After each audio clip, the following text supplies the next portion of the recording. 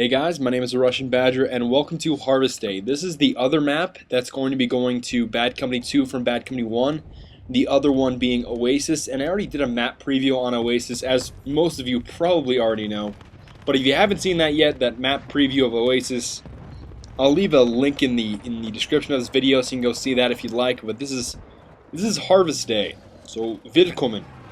And if I could describe it this way, I think more so players that have played Bad Company 1, and I thought last video I was too, not discriminant, but I think I was gearing it too much towards everyone being someone that never played Bad Company 1, but I really think the Bad Company 1 veterans will know what I mean when Bad Company 1 had a lot more woodland levels, and if that makes, as I crush this gentleman here, I didn't get the crush kill, but you know what I mean. Bad Company 1 had a lot of woodland levels. What I mean by that is, I picture the eastern United States, you know, dense woodlands, dense forests, things of that sort. Bad Company 2 didn't really have a whole lot of that. And when it did have woodland environments, they were either covered in snow, or the other environments that had a lot of dense vegetation, they're really based in South America. So this is more of a North American type woodland, if that makes any sense at all. And it's going to be the first map of its type in Bad Company 2 from Bad Company 1. So it's going to be interesting to see how an environment with a lot of dense vegetation that's not tropical per se, but more of a, I want to think of it as an American/Canadian type of woodland, if that makes any sense. Hopefully it does. But it's going to be interesting to see how this plays out. And I knew that guy was going to chase after me after I got out of the tank, so I just waited for him to run around the corner, and running around corners quite blindly, das macht ihm viel zu schaffen. And it's going to be so easy to arm the charges from here because I already know there's probably guys in the cannons next to the other MCOM, and there's probably next to Gold Crate 1. They don't call them MCOMs in this one, technically, they're all gold crates. But I'm going to arm this one. There's only going to be one guy that comes up the stairs. I hate to spoil that for you, but it's going to be, once again, just like Oasis, it's going to be quite intriguing to see. Oh, there you go. Kneecaps, bro. It's going to be interesting to see how the margins, like I previously mentioned in the other video, how the margins even out. And you guys, I remember in my last video I mentioned flanking, but then again I didn't really showcase any flanking. I was like, oh yeah, there's tons of flanking in this game. It's really effective, and yet I didn't flank at all. I found that kind of humorous. But here I do flank eventually, and I'll show you later on. I get a little bit of flanking going on here, but the real heavy flanking starts later on. And see, this is what I kind of like. I like submachine guns. You kind of have to work for your kill at anything beyond close range. And he was just aimed down his scope as soon as he spawned, and his ineptitude is just amazing. And he also, this guy just made the wrong decision and spawned on a recon that was sitting in a corner looking at a window, and there's a second set of dog tags in just a few seconds. And actually, there was a large incentive in Bad Company 1 to knife people because you would get so many more points. I mean, sometimes, most of the time when you would get a kill in Bad Company 1, you would get, you know, 10, 15 points depending on a headshot or other bonuses that you would get with that. But if you knife somebody, you get 10 points for the kill, I believe. Yeah, I think you get 10 points for the kill, and then an extra 25 if they're max level, and there's tons of max level players, obviously because this game is around 2 years old, so there was a huge point incentive towards knifing someone. And here, it's a bit of a flank. You could call that a flank, maybe, but I will showcase the real heavy-duty flanking later on, and I just put C4 on that just to make sure that if somebody went down there, I might get some kind of a creative kill by hitting the C4 directly in his face. And I get a really, really cool timing. And obviously you guys know that one C4 stick does not blow up an MCOM crate in Bad Company 1, or a gold crate. But what happens is, I hit it like directly as it explodes, and it sounds pretty cool. I don't know if you guys are going to notice that or not, but... And then we also had another teammate. He flanked around the right side, and that right side, yeah, see, that was a good one right there, just like right as it exploded. I tried to time it correctly. You know when the siren goes up in pitch and it starts getting more frequent, and then I just hit it then. But if you can notice, I don't know if you guys noticed that earlier, but there's a large amount of hills on the right-hand side, just to the right of me right now, where it's kind of hard to see, but I'm sure you saw it earlier. And it gives a great contrast because there are lots of hills and lots of elevated positions on the right-hand side, and then there's these open fields with long lines of sight on the left-hand side.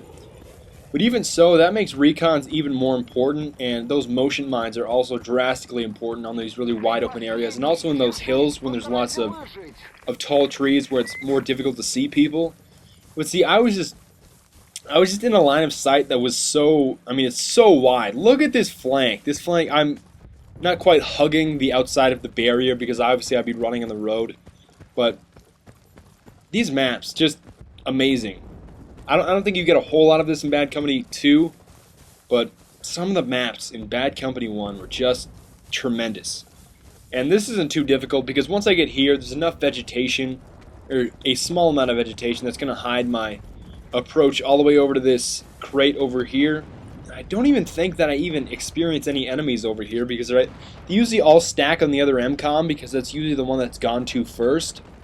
And I really think that happened quite frequently in Bad Company 1 is they will usually just stack on the gold crate that's next to their spawn and they just don't move away from it. And the gold crates that are more so exposed to a flank, they usually don't even go for them. And that's even more... That's not exactly true on every map, but here it was even more so obvious because the tank got in between where their spawn was and where I was, and obviously where the MCOM was, so they really were not going to get across there. And I'm not going to say that Bad Company 1 vehicles were more influential to the game than Bad Company 2. I think they're about even, but I don't specifically think I'm the best person to kind of evaluate whether a tank or the tanks were better in Bad Company 1 or Bad Company 2. And I got my face taken off because I tried to snipe him with a UMP, which is not a good idea, and I hope you enjoyed that. And just in a little piece of downtime here while I'm flanking the I'm not even flanking right here. Well, you could argue I'm flanking the right side, which is very true, but remember my last video, I know I have some German viewers that are sometimes kind of critical of my German, but they're usually quite polite about it. And I translated catfish, and they said, die Katzefisch? Like, and you guys know, when I speak German, ich will, dass ihr mich versteht. Und ich sagte, die Katzefisch. Versteht ihr mich? And then you guys were just, was hast du gesagt? Die Katzefisch? Ich verstehe nicht. Was bedeutet Katzefisch? Die Katzefisch. And hopefully you guys aren't too offended. I didn't read any comments that were like, bist du verrückt? Ich bin verärgert und ich bin enttäuscht. None of those like really angry comments, so I'm fairly happy about that. But there was one of the German viewers that I oftentimes play with on PlayStation Network. He reminded me of a word. I'll probably have it in my next video. I don't have it on hand right now, but he reminded me of a word that's kind of the German equivalent of catfish. So thank you for putting up with my rant and or tangent about catfish in Germany in German. Okay, so once we got that set of objectives, I decided to switch to the M16 for this final push here. And I know that aim's pretty bad, but then again, who needs good aim when you have 50 rounds in a clip? That must be an awfully long clip for an M16 to have 50 rounds. And by the way, that's the coolest attachment ever in any Battlefield game ever. You guys just saw it, the pin, right? The, what is it called? I haven't played Bad Company in so long. Like, well, I've played it like yesterday, but I just haven't gotten really into it lately. And God, what is that name? It's the pin that you stick into yourself and you get full health again. It's the coolest attachment ever. It's so intriguing that you can do that. And the other thing that I loved about it is the guy is totally unfazed. It's so asinine that the guy's just totally unfazed. You just stab that into your body and you just, that's all he does. It's like a little grunt. But this is the actual flanking that I was talking about. Hugging the outside of the map. And really, look, there's very little visibility until I come up on this hill here.